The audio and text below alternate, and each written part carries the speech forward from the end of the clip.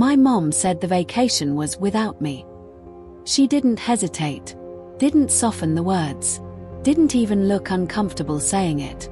Just one simple sentence, spoken like it meant nothing. At first, I thought I misheard her. Families don't usually exclude you out loud. They make excuses. They sugarcoat. They pretend it's temporary. But not this time. This time, it was clear. They were going on a family vacation. And I wasn't part of it. No argument. No fight. No dramatic fallout. Just quiet rejection. I told myself it didn't matter. That I was used to being the independent one. The one who adjusted. The one who didn't need inclusion to survive. So I smiled. I said okay. And I let them go. What I didn't know was that this wasn't just a vacation. It was a setup. Because while they were packing bags, booking hotels, and planning memories, they were also counting on something else. Something they never asked for. Something they assumed belonged to them. My money. A week later, while they were thousands of miles away, my phone lit up with notifications. Declined charges. Repeated attempts. Urgent alerts. That was the moment I realized. Being left out wasn't the worst part. Being used was. And that's when I made a decision. That changed my relationship with my family forever. My name is Noor, and for as long as I can remember, I was known as the easy child. Not the favorite. Not the difficult one. Just the easy one. The one who didn't argue. Didn't demand. Didn't need much. At least, that's how my family liked to describe me. Growing up, I learned very early that love in our house wasn't loud. It wasn't warm or reassuring. It was practical, conditional, measured by usefulness. If you caused problems, you were noticed. If you needed help, you were managed. But if you handled things on your own, you faded into the background. And I handled everything on my own. When I got my first job, my mom smiled and said, "See, I told everyone you wouldn't need us." When I paid my own tuition, my dad nodded proudly, like independence was a badge he had earned, not me. And every time, a small part of me wondered why being strong meant being alone. I didn't realize back then that independence can slowly become permission, for people to lean on you without asking. The conversation about the vacation happened on an ordinary Tuesday. No raised voices. No tension in the air. I was standing in the kitchen, stirring tea, when my mom casually said, "We're going on a family vacation next week." I turned, smiling automatically. "Oh, where?" She hesitated, just for a second, then said, "This one's without you." The spoon in my hand stopped moving. "Without me." She said it the same way you'd say, "We're out of milk or traffic might be bad." Like it wasn't personal. I waited for her to continue. For a reason. An explanation. Anything. But she didn't. She just opened the fridge and started listing who was going. Your father, your brother, your aunt, and me. Just something quick. You know how it is. I nodded slowly. I told myself not to react. Because reacting had never helped before. Still, I asked quietly, "Did I do something wrong?" She laughed. No, don't be dramatic." Dramatic. That word again. "You're busy anyway," she added. "And you like being on your own." I wanted to say, I learned to like it because I had no choice. But instead, I smiled. "Okay," I said. And just like that, I was erased from the picture. That night, I lay awake longer than I wanted to admit. Not because of the vacation itself, but because of what it represented. Families plan together. They discuss. They include. Mine decided. And somehow, I was always the easiest one to leave out. I remembered other moments. The dinners I wasn't told about because we thought you'd be tired. The family decisions made without my input because you'll understand. The assumption that I'd be fine, always. Being fine became my role. And roles, once assigned, are hard to escape. The next morning, my brother sent a message in the family group chat. "Flight booked. Can't wait." Photos followed over the next few days. Suitcases. Airport selfies. Smiling faces. I muted the chat. Not out of anger. Out of self-preservation. Because it hurts more to watch people enjoy something you were quietly excluded from than it does to be alone. What I didn't think about, what I should have, was the card. Years earlier, my parents had asked if they could link my debit card to their travel app. Just for emergencies, my mom had said. You're good with money. I trusted them. Because family doesn't misuse trust. Or at least, that's what I believed. I had forgotten all about it. Until the vacation reminded them. The irony still makes my chest tight. They didn't want me there. But they were comfortable taking what was mine. And that realization, that sharp, sinking feeling, came later. For now, I was still Noor. The easy one. The understanding one. The one who smiled and stayed quiet. But something had already shifted. I just didn't know it yet. The strange thing about being excluded is that no one ever announces it as cruelty. There are no slammed doors. No shouting matches. No dramatic goodbyes. It happens softly. So softly that you start questioning whether it even happened at all. The days leading up to the trip were filled with small moments that hurt more than they should have. My mom asked me where the passports were kept. I answered. She asked if I could water the plants while they were gone. I agreed.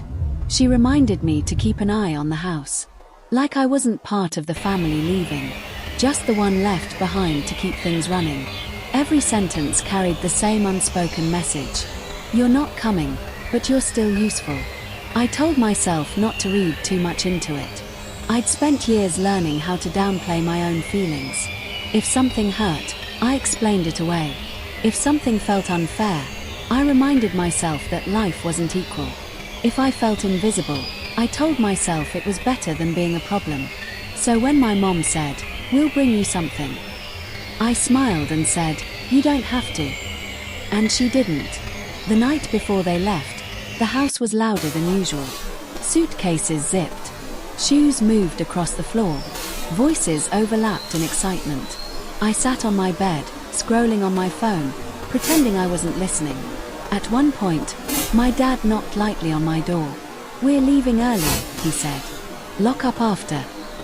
"Okay," I replied. He hesitated, then added, "You'll be fine, right?" That question, so small, held years of assumption. "I'm always fine," I said. He nodded, relieved, and walked away. The morning they left, I stood by the window and watched the car pull out of the driveway. No one waved. Not because they were cruel, but because they didn't think to. The house fell silent immediately. The kind of silence that echoes. I made myself breakfast, cleaned the kitchen, and sat alone at the table where we usually ate together. I told myself I enjoyed the peace. But peace shouldn't feel lonely. The group chat exploded within hours. Airport selfies. Coffee cups. Finally on vacation. I typed "have fun," then deleted it. Because even small kindness felt heavy. I muted the chat instead. That decision wasn't dramatic. It was survival. Because watching your own family create memories without you feels like watching your reflection slowly disappear from a mirror. I went about my routine. Work. Commute. Sleep. But something was off. I caught myself replaying conversations from the past. The time my mom said, "You don't really need family like the others do." The time my dad said, "You're stronger than that." The time my brother joked, "At least we don't have to worry about you." They all meant it as praise. But praise without presence becomes neglect. 3 days into their trip, my mom called. Just once. "How's the house?" she asked. "Fine." "Everything working?" "Yes." "No, how are you?" "No, do you miss us?" "Just logistics." Before hanging up, she added, "We might need your card for something small. The hotel system's being weird." I froze. "My card?" "Well, the one linked to the app," she said casually. "Just temporary." "Temporary." I swallowed. "Okay," I said. Because I didn't want to sound difficult. And because a part of me still believed they wouldn't cross a line. That night, I couldn't sleep. Something felt wrong. Not loud wrong. Quiet wrong. The kind of wrong that creeps in slowly and waits. I opened my banking app. Everything looked normal. For now. I put the phone down and stared at the ceiling. Trust is a strange thing. It doesn't break when someone hits it hard. It breaks when someone assumes it will never run out. By the end of the week, I had stopped feeling sad. That scared me more. Because sadness means you still care. Numbness means something inside has started protecting itself. I didn't know it yet. But the moment that would force me to stop being the easy one was already loading. And when it arrived, I wouldn't cry. I wouldn't scream. I would simply choose myself. There are moments in life that don't feel dangerous when they happen. They feel normal. That's what makes them dangerous. The card was one of those moments. Years ago, when my parents first started traveling more, my mom had sat beside me on the couch with her phone in her hand and a smile that meant this will be easy for you. You're good with money, she had said. And these apps confuse me. She laughed, embarrassed, but not really. Can we link your card? Just in case. Only emergencies. Just in case. Those words carry a lot of weight when spoken by family. I remember hesitating, not because I didn't trust her, but because something in me wanted a boundary. But boundaries were never encouraged in our house. Help was love. Availability was loyalty. Saying no was selfish. So I nodded. Sure, I said. She thanked me like I had done her a favor, not like she had asked for access. And after that, life moved on. Months passed. Years, even. Nothing happened. No strange charges. No misuse. And that was enough to convince me that my trust had been justified. Until the vacation. After my mom mentioned needing the card for something small, I tried not to think about it. I told myself I was overreacting. After all, she had used it responsibly before. And I didn't want to be the kind of daughter who assumed the worst. That night, I checked my bank account again. Still normal. But something inside me refused to relax. It wasn't fear. It was recognition. The same feeling I'd had before, when someone crossed the line just enough to see if I'd stop them. The next day at work, my phone buzzed during a meeting. I glanced down. Pending transaction. Foreign currency. My heart skipped. I didn't open it right away. I waited until I was alone. The charge wasn't huge. That was the clever part. Small enough to look reasonable. Small enough to dismiss. Probably the hotel, I told myself. They had mentioned the system acting weird. Still, my chest felt tight. Because no one had asked. They had informed. And there's a difference. That evening, I called my mom. Just to check. Oh yes, she said brightly. That went through. So that was you? I asked. Of course, she replied, surprised by the question. Who else? I laughed lightly. I just wanted to make sure. Well, don't worry, she said. It's nothing big. Nothing big. I let it go. Again. Because pushing back felt uncomfortable. Because I didn't want to be accused of mistrust. Because somewhere deep down, I still wanted to believe that exclusion didn't mean exploitation. But once you notice a pattern, you can't unsee it. The next 2 days, there were more charges. Still small. Still spaced out. Meals. Transportation. An excursion. Each time, I noticed before my bank did. Each time, I told myself not to react. Until the third day. That's when the number jumped. Not catastrophic. But deliberate. The kind of amount that says we're getting comfortable. I stared at my phone for a long time. My hands were steady. My breathing wasn't. I realized something in that moment. They weren't worried. Not about limits. Not about permission. Not about me. Because they had never known me to say no. I tried to remember the last time anyone in my family had asked me something instead of assuming. I couldn't. They asked favors like statements. Needs like expectations. Money like it was already theirs. And I had allowed it. Not because I was weak. But because I had been trained to confuse love with access. That night, I opened my banking app and read every detail. Card linked. Apps connected. Permissions active. I felt exposed. Not financially. Emotionally. Because money can be recovered. But trust, once shaken, leaves a bruise. I didn't block the card yet. Not because I couldn't, but because I needed to be sure. Sure that this wasn't an accident. Sure that I wasn't imagining it. Sure that when I drew the line, I wouldn't second guess myself. So I waited. And waiting, I learned, is sometimes the most painful part of clarity. The next morning, my phone buzzed again. This time, it wasn't pending. It was declined. Then another. And another. My bank had noticed. And that's when everything changed. Because once the system steps in, you realize. It was never just in your head. I was in the middle of a normal workday when my phone started buzzing. Not ringing. Buzzing. Once is easy to ignore. Twice makes you curious. The third time made my stomach drop. I glanced down at the screen, expecting a message or a calendar reminder. Instead, I saw red. Declined transaction. International hotel. My heart skipped a beat. Before I could even process it, another alert appeared. Declined. Tour booking. Then another. Declined. Restaurant charge. The phone felt heavier in my hand. I stared at the screen like it might explain itself. But it didn't. It didn't have to. Because suddenly, every small charge from the last few days rearranged itself in my mind. Not as coincidences, but as steps. Careful. Incremental. Intentional. This wasn't an emergency. This was a plan. I excused myself from my desk and stepped into the stairwell. The air felt tight, like it was pressing in on my chest. I opened my banking app. There it was. A long list of attempted charges. Some approved. Some pending. Some declined. The total made my throat dry. It wasn't just money.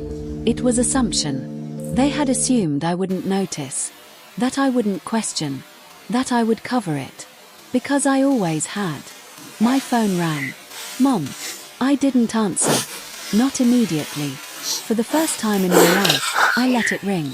Because if I answered right away, I knew what would happen. I would soften.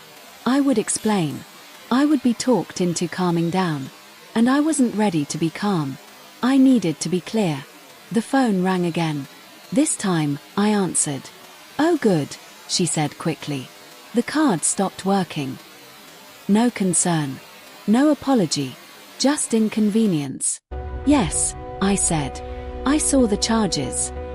There was a pause. Then a laugh. Oh, those? We thought the app was glitching. A lie. Not a dramatic one, but a careless one. You didn't ask, I said quietly. Well, she replied, you didn't say no. The words landed like a slap. In that moment, something snapped, not violently, not loudly, cleanly, like a thread being cut. I realized I was done negotiating my worth. Why would you think it was okay? I asked. We're family, she said. And it's not like you need the money right now. That sentence told me everything. My needs were invisible. My boundaries irrelevant. My value conditional. Another call came in. My brother. I ignored it. Then my dad. Ignored. Because I wasn't avoiding conflict anymore. I was choosing space. I opened my banking app again. My finger hovered over the option. Freeze card. Such a simple action. One tap. Years of conditioning fought it. Don't make a scene. Don't overreact. Don't embarrass them. Then another alert came in. Declined. Resort charge. And that was it. I tapped. Card blocked. Instantly. No drama. No announcement. Just action. Within minutes, my phone exploded. Missed calls. Texts. Voicemails. The tone had changed.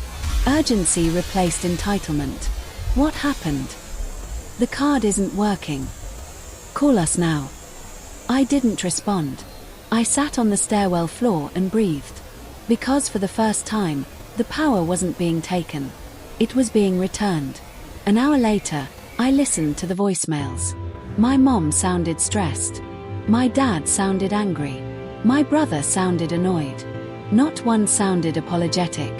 That hurt more than the charges, because it confirmed something I had been avoiding. They weren't worried about me. They were worried about access. I finally sent one message. You said the vacation was without me. So was the money. Then I put my phone on silent. That evening, I walked home slower than usual. Not because I was sad, but because I was adjusting to the feeling of not carrying everyone else. And it felt strange. And free. The first call came less than 5 minutes after I blocked the card. I didn't answer. Not because I didn't hear it. Not because I was busy.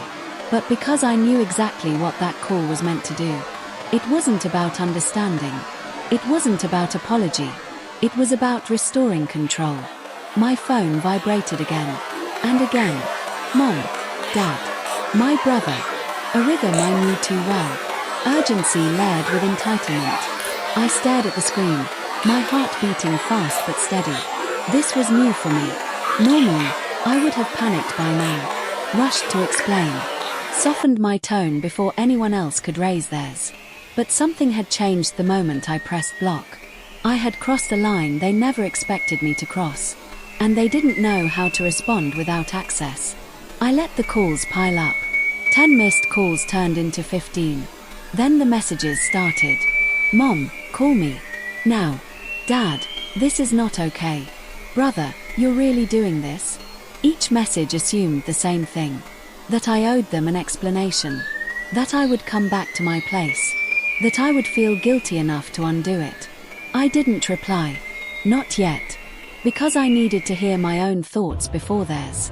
I replayed the last conversation with my mom in my head. You didn't say no. That sentence echoed louder than any ringtone. As if silence were consent. As if endurance were agreement. As if love meant unlimited access. I had spent my whole life being careful not to upset anyone. Careful not to be dramatic. Careful not to ask for too much. Careful not to inconvenience the people who had raised me. And in doing so, I had trained them. Trained them to believe I would always bend. Always cover. Always clean up. Until now. The phone rang again. Mom. This time, I answered. Yes. I said calmly. Her relief was immediate. Finally, she sighed. What is going on with your card? Straight to the point. No, are you okay? No, did something happen? Just inconvenience. I blocked it, I said. There was silence. Then disbelief. You, what? I blocked it, I repeated. Her tone sharpened instantly.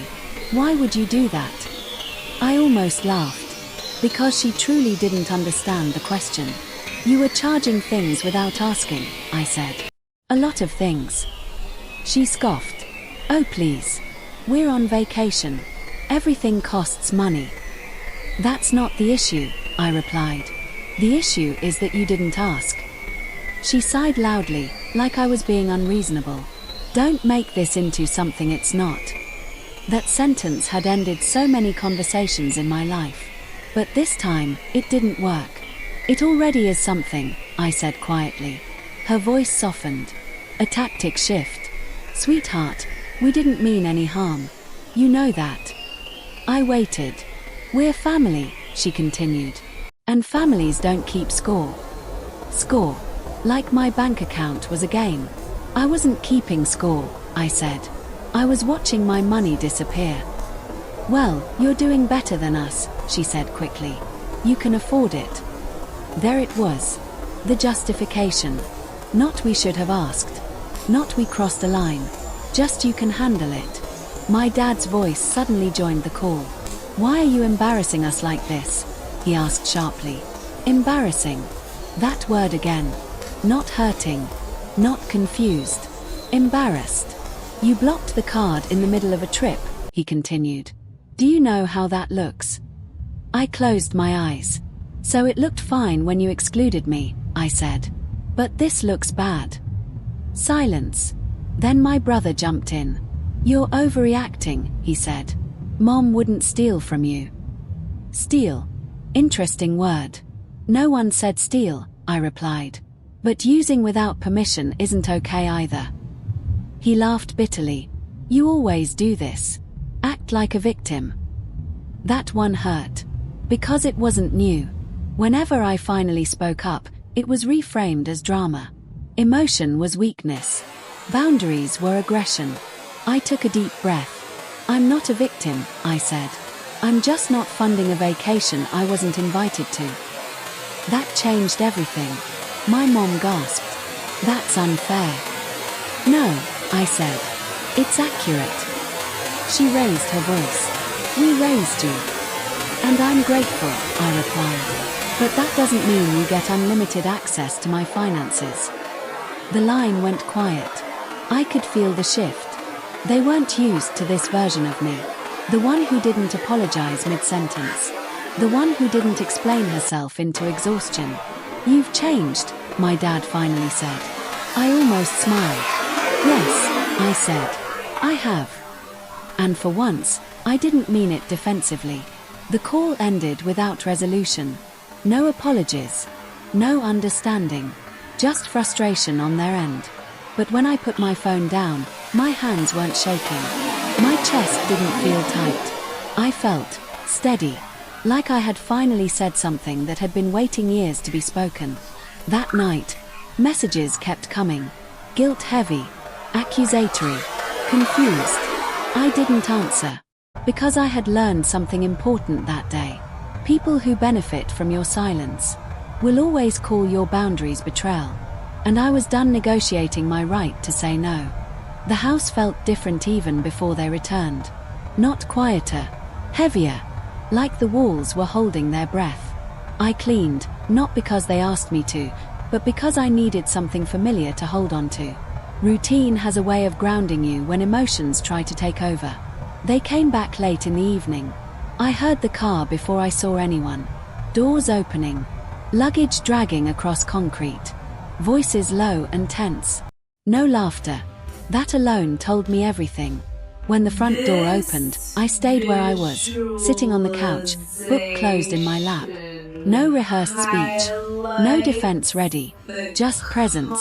My mom walked in first. She looked tired, not vacation tired, but exposed tired. The kind of tired you get when control slips through your fingers. She didn't smile. Neither did I. My dad followed, carrying bags with unnecessary force, like weight could be blamed on gravity instead of resentment. My brother came in last, eyes flicking toward me, then away. No one said hello. That silence. It wasn't accidental. It was punishment. Dinner that night was quiet. Uncomfortably so. Forks scraped plates. Glasses clinked. No stories about the trip. No jokes. No sharing. It was like I had broken an unspoken rule, and now I was being reminded of my place. Or at least, where they thought my place was. I ate slowly, calmly. I wasn't nervous. That surprised me. Usually, tension made me fold inward. But tonight, I felt anchored. Because for once, I hadn't done anything wrong. After dinner, my mom finally spoke. We need to talk, she said. I nodded. Okay. She gestured toward the living room. We Saturday. My dad stood. That dynamic had always mattered before. Authority versus obedience. But tonight, it felt outdated. You put us in a very difficult position, my dad began. Not you hurt us. Not we crossed the line. Just inconvenience again. I understand it was uncomfortable, I said. But so was being excluded and then charged. My mom crossed her arms. We didn't exclude you on purpose. I met her eyes. Intent doesn't erase impact. She flinched. That was new.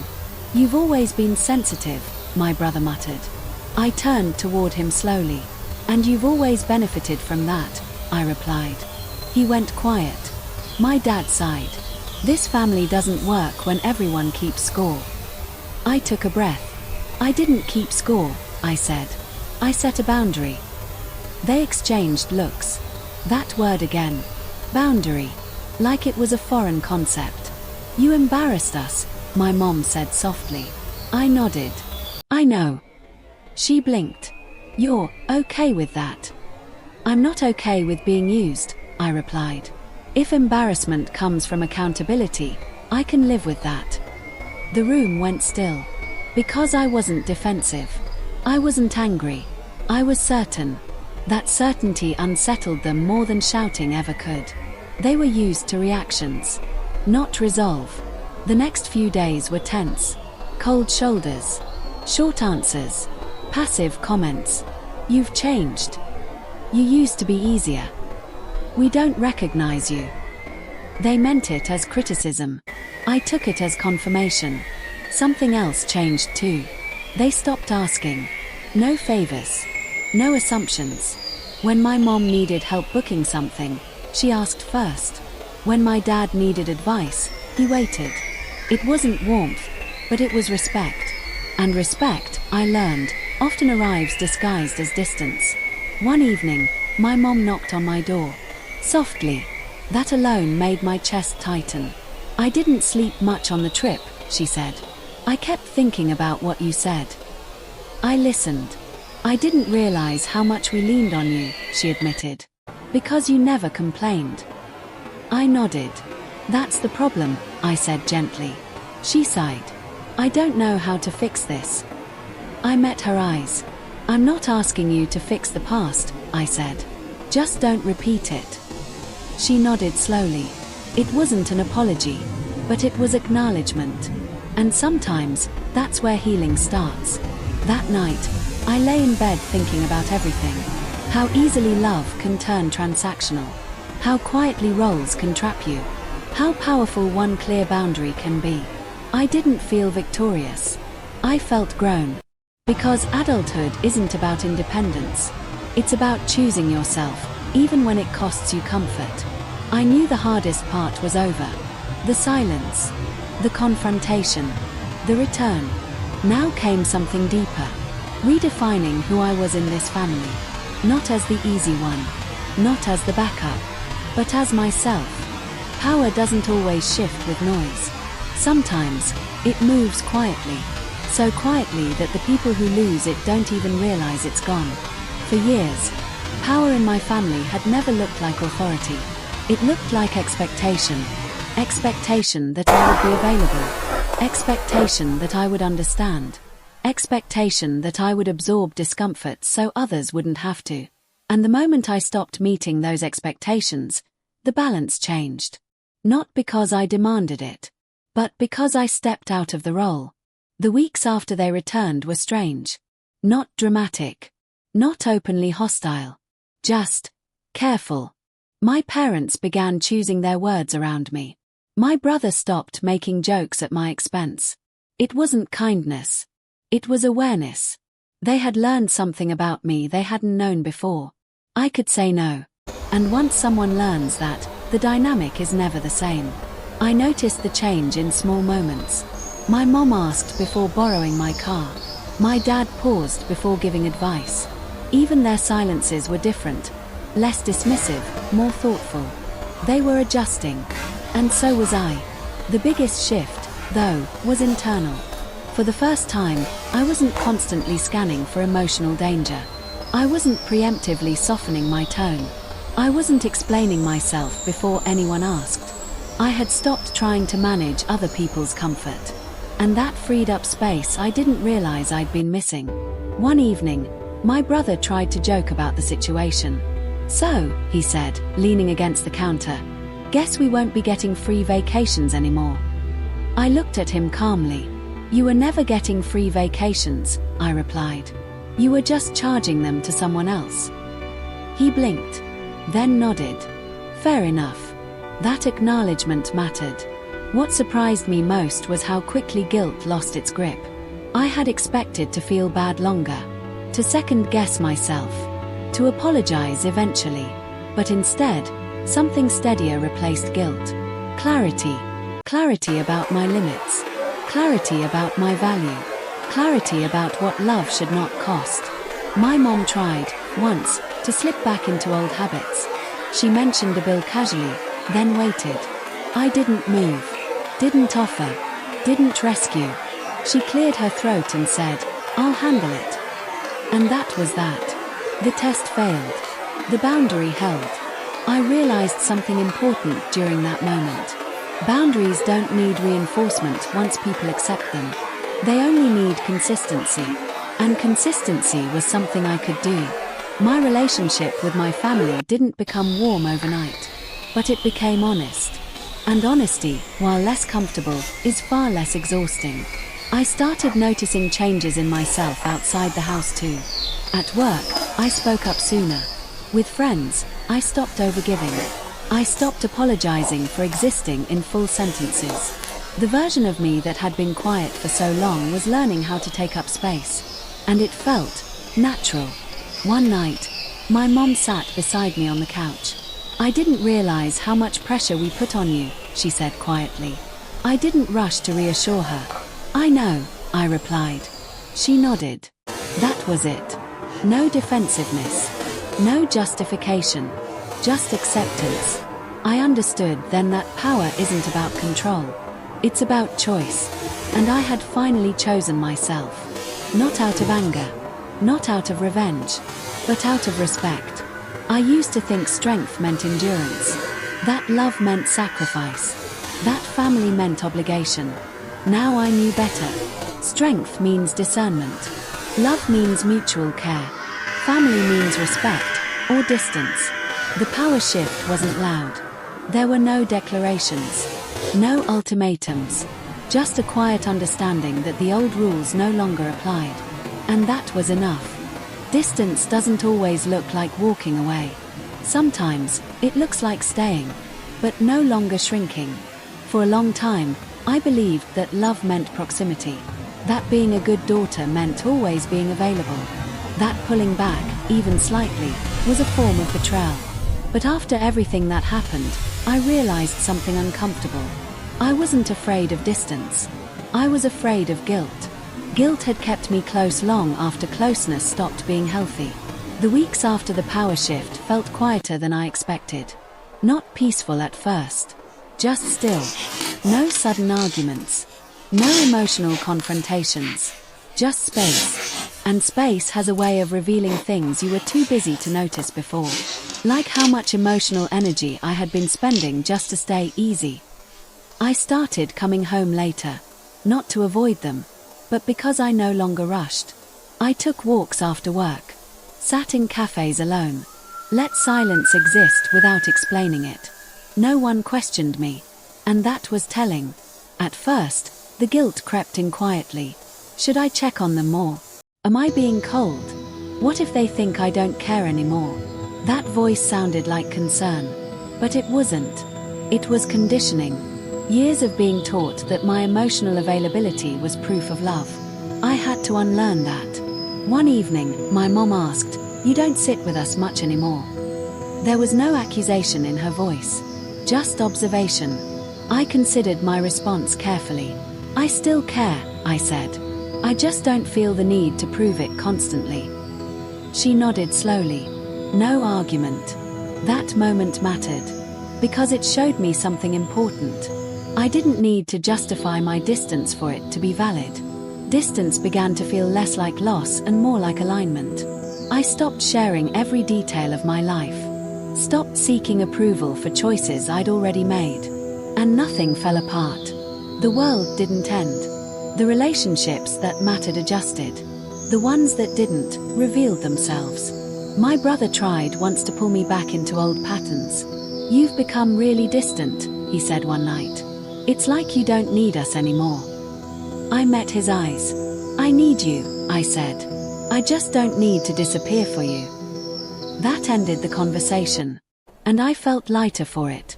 I realized then that guilt often disguises itself as loyalty. But real loyalty doesn't ask you to abandon yourself. Real love doesn't demand constant access. The most surprising change was internal. I slept better. I laughed more freely. I felt present in my own life in a way I hadn't before.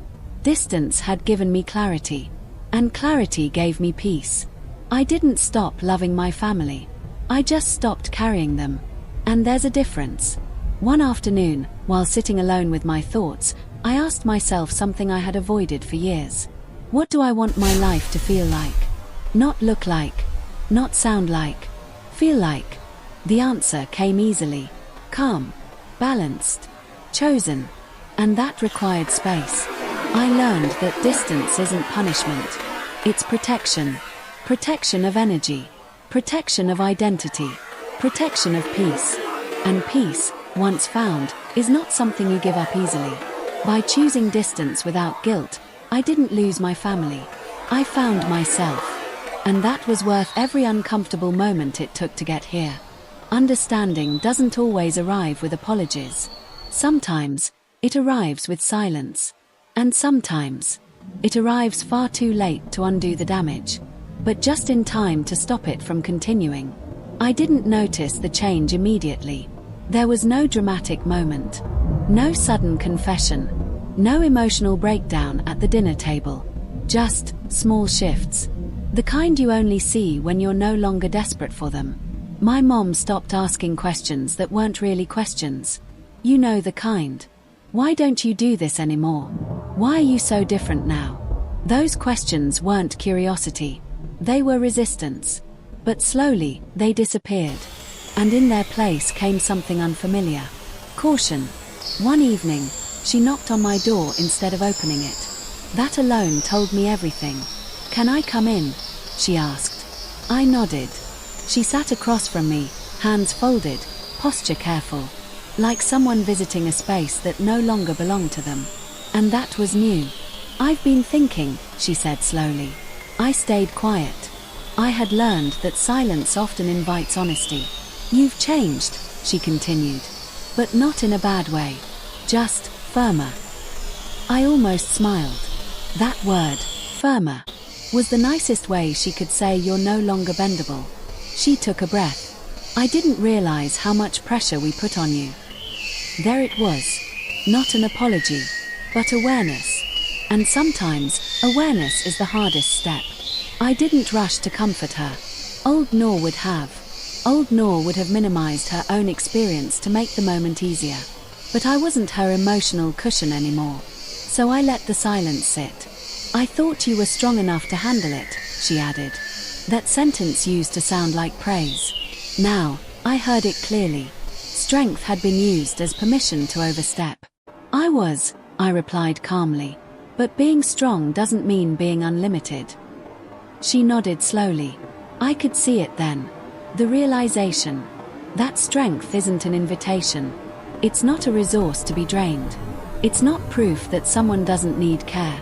A few days later, my brother tried to talk. Not casually. Seriously. We sat across from each other. No phones, no distractions. "I didn't think it was that deep," he admitted. "It usually isn't," I said. "Until it is." He looked down. "You always handled things.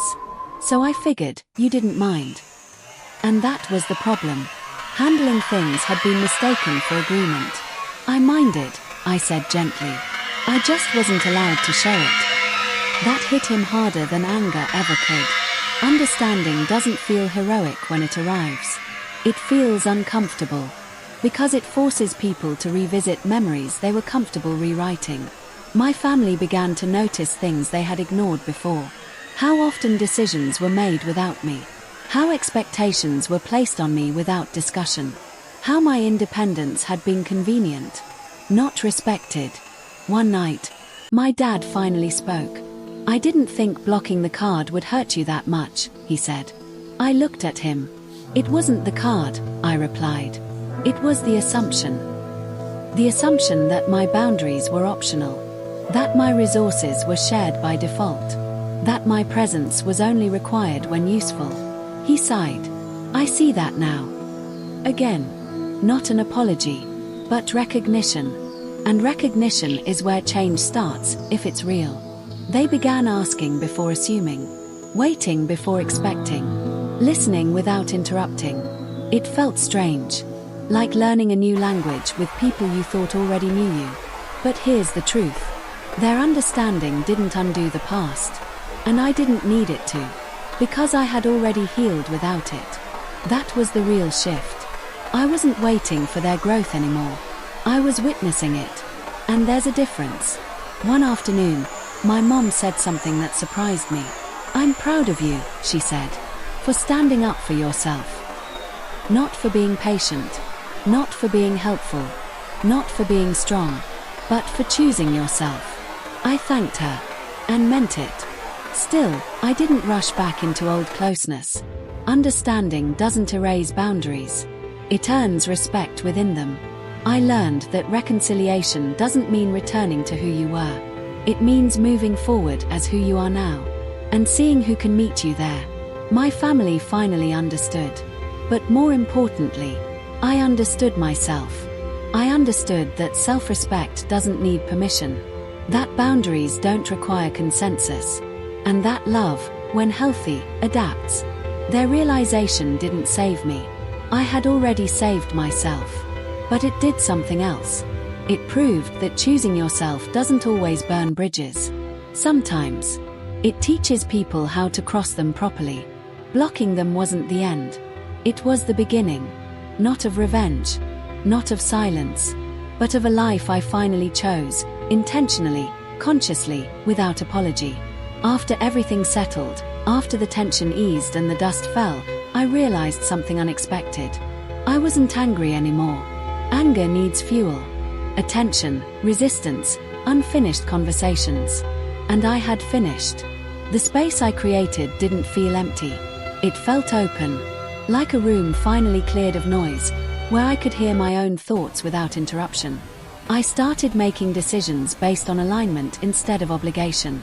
Small ones at first, then bigger ones. I moved my savings into an account only I controlled, changed my routines, changed my priorities. I stopped explaining my choices to people who only listened to respond. And something amazing happened. My confidence stopped being loud. It became quiet, stable. I found joy in simple things. Morning walks without checking my phone. Cooking meals just for myself. Saying no without rehearsing an excuse. I didn't feel lonely. I felt present. My relationship with my family didn't disappear. It transformed. We spoke less, but better. We saw each other without expectations attached. And for the first time, love wasn't transactional. One day, my mom asked, "Are you happy?" Not in the worried way. Not in the controlling way. Just curious. "Yes," I said. "I really am." And that was enough. I learned that adulthood isn't about cutting people off.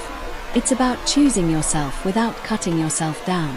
It's about understanding that boundaries are not walls. They're doors with locks you control. Blocking my card didn't make me selfish. It made me self-aware. It taught me that generosity without respect is exploitation. And love without limits is not love, it's surrender. The life I chose isn't dramatic. It's peaceful. And peace, I've learned, is the highest form of success. If you're listening to this and you see yourself in my story, remember this. You are not required to fund your own disrespect. You are not obligated to stay small for someone else's comfort. And choosing yourself does not make you unlovable. It makes you free. I didn't lose my family. I found my balance. And in doing so, I found myself. If there's one thing this journey taught me, it's this. Sometimes, the hardest thing you'll ever do is choose yourself in a family that taught you to disappear. We grow up believing that love means sacrifice, that loyalty means silence, that being understanding means accepting everything, even disrespect. But that's not love. That's conditioning. I didn't block my family out of anger. I didn't draw boundaries to punish anyone. I did it to survive, to breathe, to remember who I was before I learned to stay quiet. Healing didn't come all at once. It came in small moments. The first time I said no without shaking. The first time I didn't feel guilty for resting. The first time I chose peace over approval. And slowly, that peace became my normal. If you're listening to this and you feel guilty for pulling back, for protecting your money, your time, your heart, I want you to hear this clearly. You are not selfish. You are not cruel. You are not wrong. You are just done being taken for granted. Family doesn't mean unlimited access. Love doesn't mean constant sacrifice. And strength doesn't mean you have to carry everyone. Sometimes, strength means putting things down. My story isn't about money. It's about boundaries. It's about learning that your worth isn't proven by how much you give, but by how well you protect yourself. And if choosing yourself costs you comfort, approval, or closeness, then maybe those things were never safe to begin with. Thank you for listening to my story. If it resonated with you, you're not alone. There are more of us than we think, quietly choosing ourselves, one boundary at a time. And trust me, it's worth it.